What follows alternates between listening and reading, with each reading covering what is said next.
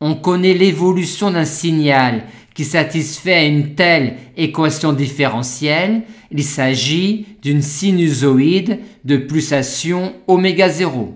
Voyons maintenant ce qui se passe si dans l'équation différentielle linéaire du second ordre apparaît un terme en ds sur dt. Le discriminant de l'équation caractéristique associée à cette équation différentielle sera alors celui-là où on a ici ce coefficient-là. On se rend alors compte que ce coefficient-là a même dimension que oméga 0. On peut donc le présenter sous la forme oméga 0 sur Q, où Q est un coefficient sans dimension.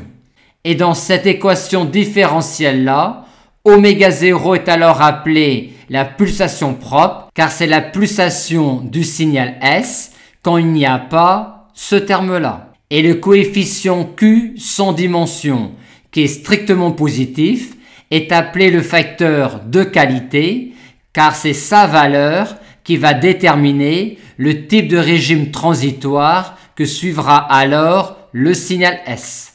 Et on va présenter le discriminant en mettant moins 4 oméga 0 carré en facteur pour se rapprocher de la situation où ce coefficient-là est absent. Et il y aura 3 cas selon que delta est strictement négatif, strictement positif ou nul.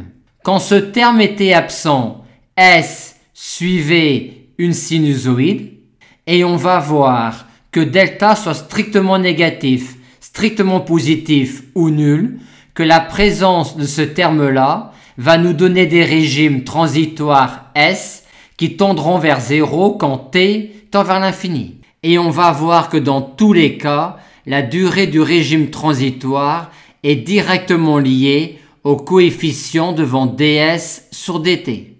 En effet, K1, quand delta est strictement négatif, c'est-à-dire quand Q est strictement plus grand que 1,5, l'équation caractéristique aura deux racines complexes conjuguées, avec une partie réelle qui est strictement négative, vu que R1 plus R1 bar, qui est 2 fois la partie réelle de R1, est égal à moins oméga 0 sur Q, ce qui revient à dire que l'on a 1 sur tau qui est égal à oméga 0 sur 2Q.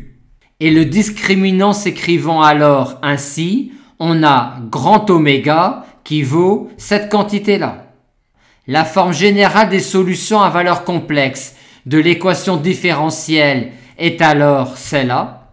Mais comme pour cette équation différentielle-là, le plan des solutions complexes peut aussi être généré par la partie réelle de ce signal-là et par la partie imaginaire de ce signal-là. Aussi, les solutions complexes de cette équation différentielle-là peuvent également se présenter sous cette forme-là.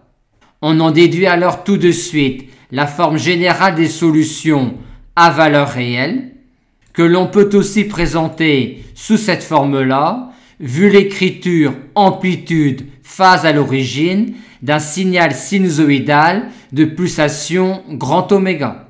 On voit bien alors que dans ce cas, on a un régime transitoire qui tendra vers 0 quand t tend vers l'infini, avec une durée du régime transitoire qui est directement liée au coefficient devant ds sur dt. Et ce cas-là sera appelé le régime pseudo-périodique amorti.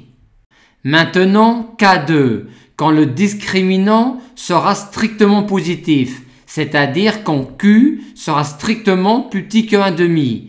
L'équation caractéristique aura deux racines réelles distinctes qui seront deux mêmes signes et d'un signe qui sera strictement négatif. On peut donc les appeler moins 1 sur tau 1 et moins 1 sur tau 2 avec ces valeurs-là pour 1 sur tau 1 et 1 sur tau 2. Et la forme générale d'un signal S qui vérifiera alors une telle équation différentielle sera celle-là. On aura donc encore un régime transitoire qui se stabilisera à S égale 0 en l'infini, avec une durée du régime transitoire qui sera liée à taux 2, vu que 1 sur taux 2 est plus petit que 1 sur taux 1. Et ce cas-là sera appelé le régime apériodique par opposition au régime pseudo-périodique amorti, vu que dans ce cas-là, il n'y aura pas d'oscillation. Maintenant, si delta est égal à 0, c'est-à-dire si Q est égal à 1,5, l'équation caractéristique aura alors une racine double négative moins 1 sur taux avec 1 sur taux égale oméga 0.